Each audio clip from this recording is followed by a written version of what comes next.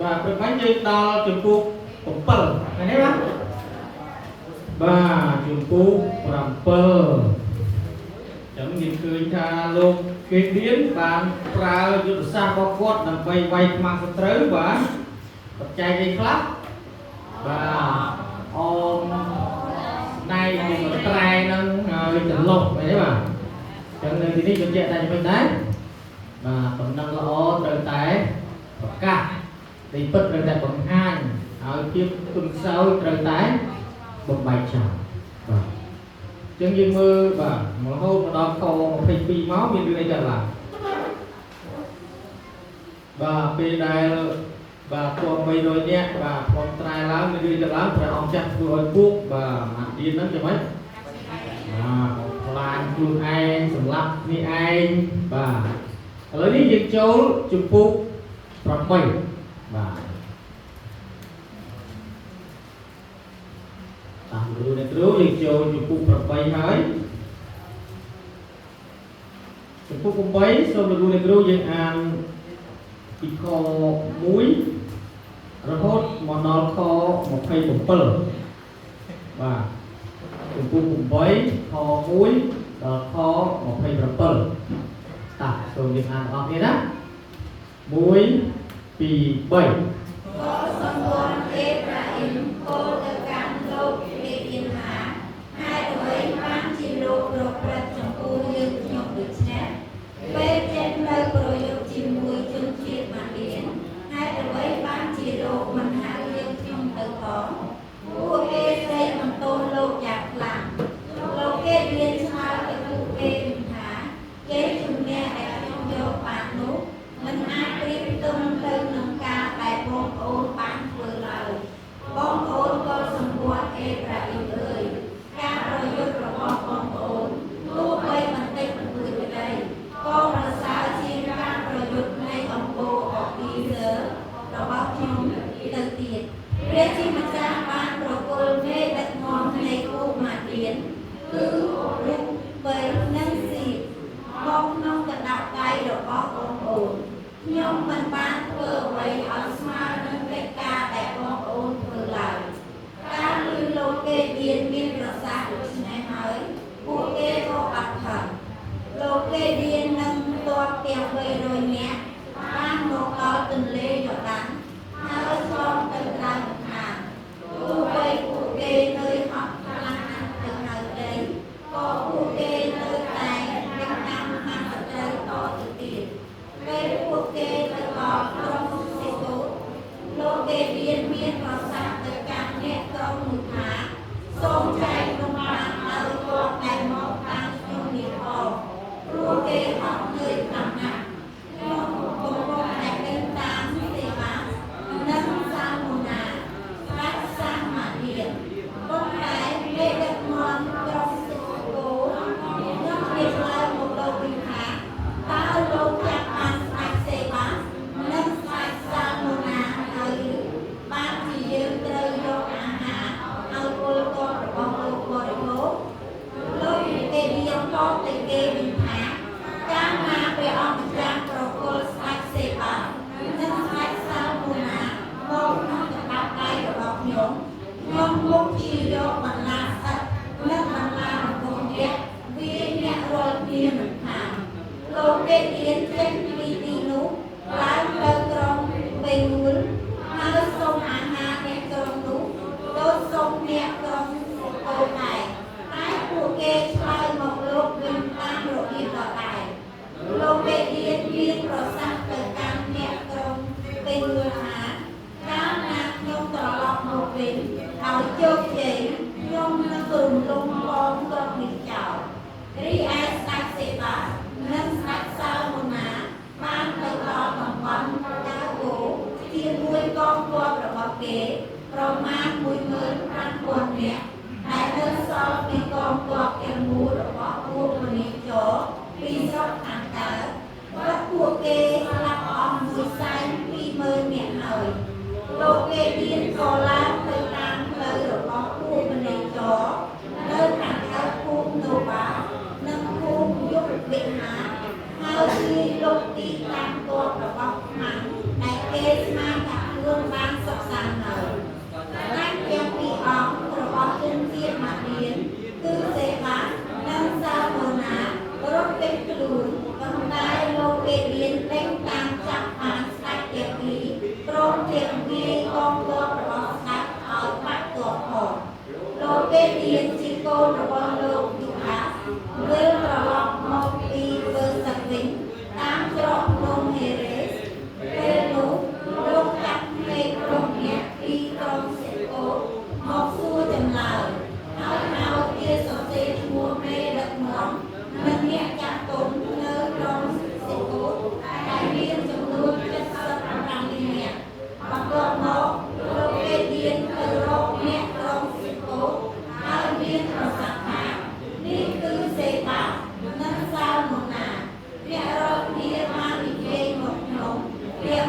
និយាយថាតើលោកចាប់បានស្ដេចសេបានិងស្ដេចសោមណាហើយឬបានជាយើងត្រូវយកអាហារឲ្យពលទ័ពរបស់លោកដែលអស់កម្លាំងបរិភោគលោកចាក់ពួកចាក់ទុំនៅក្រុងនោះមកហើយយកបន្លារបស់យក្សនិងបន្លាស្អិតមកវាយដើម្បីប្រមានអ្នកក្រុងសិទ្ធោលោកបានរំលងផងក្រុងពេលដួលព្រមទាំងសម្លាប់ប្រជាជននៅក្រុងនោះទៀតផងបន្ទាប់មកលោកគេឌៀនសួរទៅស្ដេចសេបានិងស្ដេចសាលម៉ូណាថាតើមនុស្សដែលពួកឯងបានសម្លាប់នៅក្នុងបាបោនោះវាមានមិនភាកដូចម្ដេចគេឆ្លើយឡើងថាពួកគេមានមិនភាកដូចលោកដែរគឺម្នាក់ដូចបុត្រស្ដេចលោកគេឌៀនពោលថាពួកគេជាបងប្អូនពួកមួយនឹងខ្ញុំយើងសូមប្រាប់ពួកឯងក្នុងនាមព្រះអង្គម្ចាស់មកមានព្រះជន្មគង់នៅថាប្រសិនបើឯងពុំបានសម្លាប់អ្នកទាំងនោះទេយើងនឹងទុកជីវិតពួកឯងជាមិនខានបន្ទាប់មកលោកបង្គាប់ទៅយេធ្វើជាកូនច្បងរបស់លោកថាចូលសម្លាប់ពួកគេចោលទៅប៉ុន្តែយុវជននោះមិនហ៊ានហូបតែទេគាត់គេខ្លាចឲ្យខ្លួននៅក្មេងពេកស្ដេចសេបានិងស្ដេចសាលម៉ូណាពោលទៅកាន់លោកគេឌៀនថាសូមសម្លាប់យើងដោយដៃលោកព្រោះទៅបាត់គួរឲ្យមនុស្សពេញកម្លាំងសម្លាប់យើងវិញពេលនោះលោកគេឌៀនក្រោកឡើងហើយសម្លាប់ស្ដេចសេបានិងស្ដេចសាលម៉ូណាចោលរួចបានយកគ្រឿងលម្អដែលពាក់នៅកអូបរបស់ពួកគេផងក្រោយពីព្រឹត្តិការណ៍នោះមកជនជាតិអ៊ីស្រាអែលពោលទៅកាន់លោកគេឌៀនថាសូមលោកមេត្តាគ្រប់គ្រងលើយើងខ្ញុំហើយក្រោយមកសូមឲ្យកូននិងចៅរបស់លោកគ្រប់គ្រងលើយើងខ្ញុំទៅទៀតដែរពីព្រោះលោកបានសង្គ្រោះយើងខ្ញុំឲ្យរួចពីកណ្ដាប់ដៃរបស់ពួកម៉ាលៀនលោកគេឌៀនតបទៅពួកគេថាទេខ្ញុំមិនគ្រប់គ្រងលើអ្នករាល់គ្នាទេហើយកូនរបស់ខ្ញុំក៏មិនគ្រប់គ្រងលើអ្នករាល់គ្នាដែរគឺព្រះអង្គម្ចាស់ទេដែលគ្រប់គ្រងលើអ្នករាល់គ្នាលោកគេឌៀនមានប្រសាសន៍ទៅពួកគេទៀតថាខ្ញុំមានសំណុំពរមួយគឺសូមអ្នករាល់គ្នាប្រគល់ក្រវិលដែលម្នាក់រឹបអូសបានយកបានពីសត្រូវមកឲ្យខ្ញុំខ្ញុំជាម៉ាលៀនសុទ្ធតែពាក់ក្រវិលមានបាត់ពួកគេសុទ្ធតែជាកូនចៅរបស់លោកអ៊ីស្មាអែលទាំងអស់គ្នាជនជាតិអ៊ីស្រាអែលឆ្លើយឡើងថាយើងខ្ញុំសូមជូនក្រវិលទៅលោកដោយស្មោះអស់ពីចិត្តពួកគេក៏ប្រដានអាវធំមួយទៅលើដីហើយម្នាក់ដាក់ក្រវិលដែលខ្លួនរឹងអូនយកបានពីសត្រូវលើអាវនោះក្រវិលនេះទាំងអស់ដែលលោកគេឌៀនបានសុំពីគេនោះមានទម្ងន់ប្រមាណ500ដុល្លារលោកក៏បានទទួលគ្រឿងអលង្ការជំពូនិងសម្លៀកបំពាក់ពណ៌ក្រហមធំរបស់ស្ដេចសាម៉ាឌៀនព្រមទាំងគ្រឿងលម្អដែលពាក់នៅកអូតរបស់ស្ត្រីទៀតផងលោកគេឌៀនបានយកនាងទាំងនោះទៅសូនធ្វើជារូបបដិមាមួយហើយបង្កល់នៅអូប្រា ជាភូមិកំណើតរបស់លោកដូច្នេះជនជាតិអ៊ីស្រាអែលនាំគ្នាបាត់ព្រះអស់ជាម្ចាស់ដោយគោរពថ្វាយបង្គំរូបចម្លាក់នោះហើយរូបនោះក្លាយទៅជាអគ្គដល់លោកគេឌៀននិងក្រុមគ្រួសាររបស់លោកអាមែន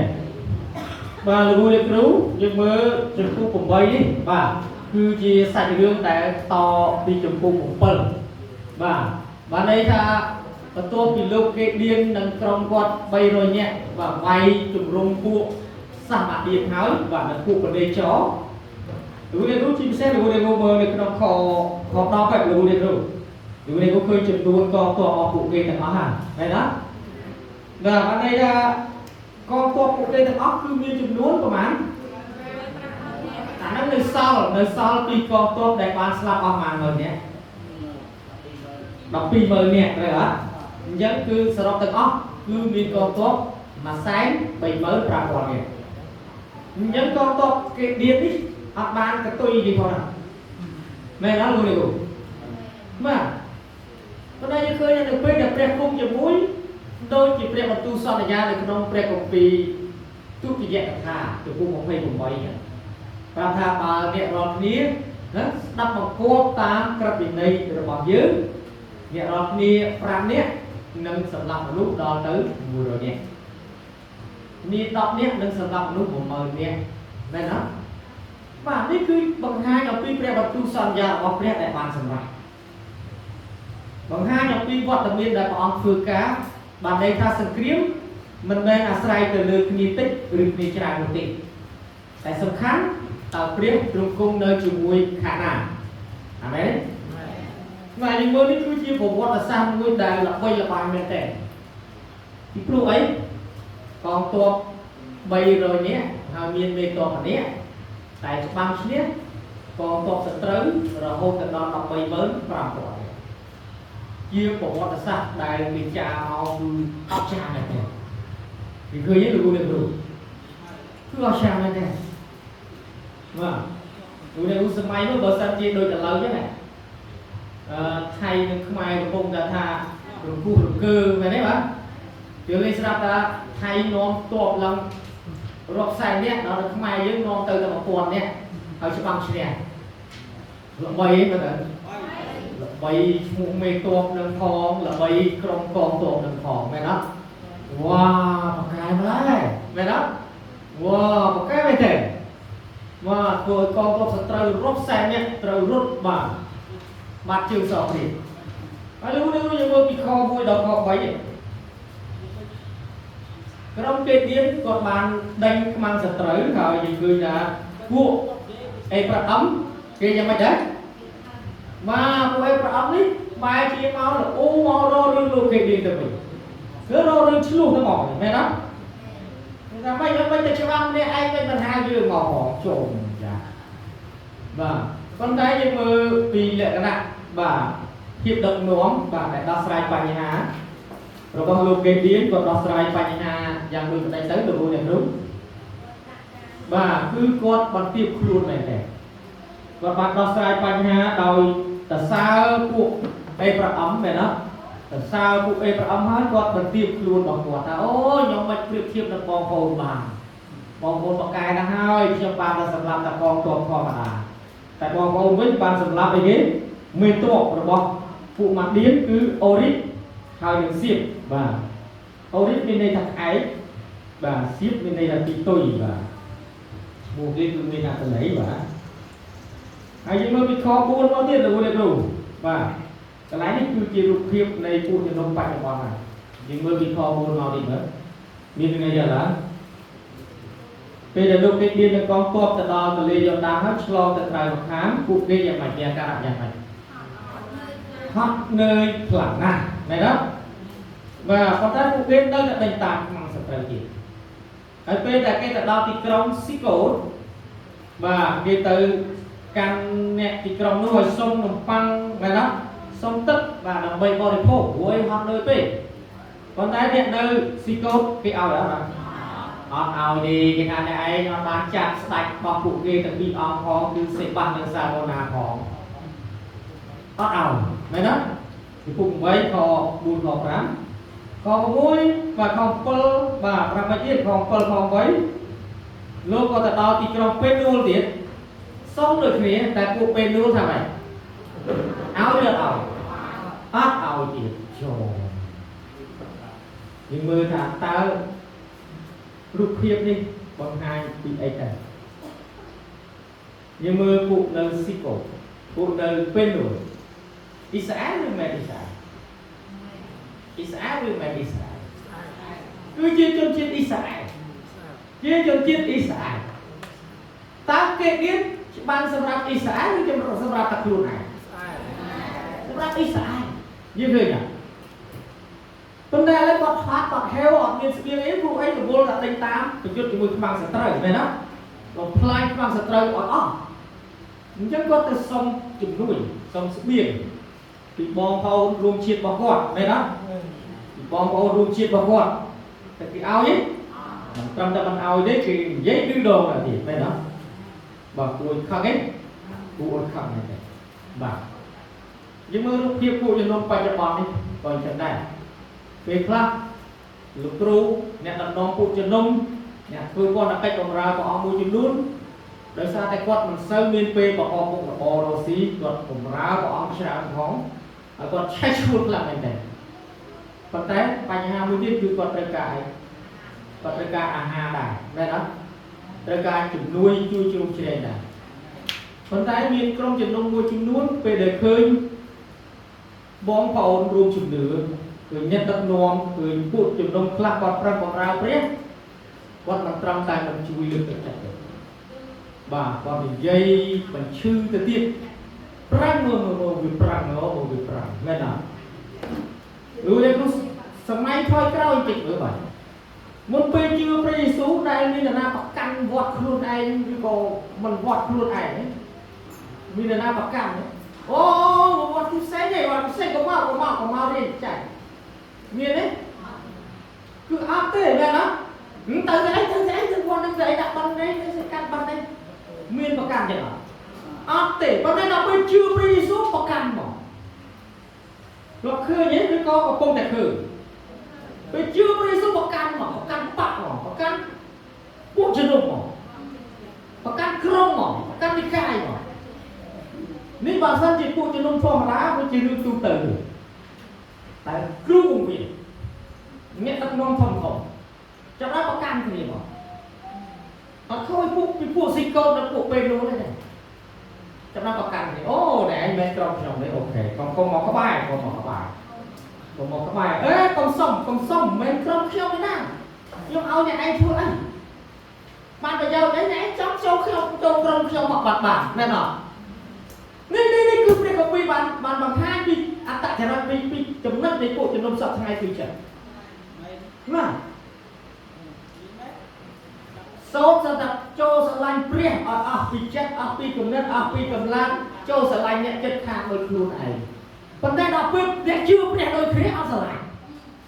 có can gì về lấy được trong dây khó cho mình luôn luôn mơ cái lấy nó khơi cái lấy nó hết ấy mà tao chưa chưa muốn chưa về số mấy cô áo bạc can đây chỉ sợ mẹ đừng mẹ ở đây bạc can nó quạt nó áo tiên pháo rồi mẹ đừng mẹ phải đâu mà chưa biết bắt bạc con đấy cái chưa biết đây sợ lạnh ấy với tôi biết sao đặt ông chỉ tu này sẽ cái đây sợ lạnh ông chỉ tu này sẽ cái đây sợ lạnh bên nào chiên chồng riêng ai biết tu ấy tu nhom sông vây pi trung cả đào trung đang sông rai đào chi mình khai hỏi tai dương căng ta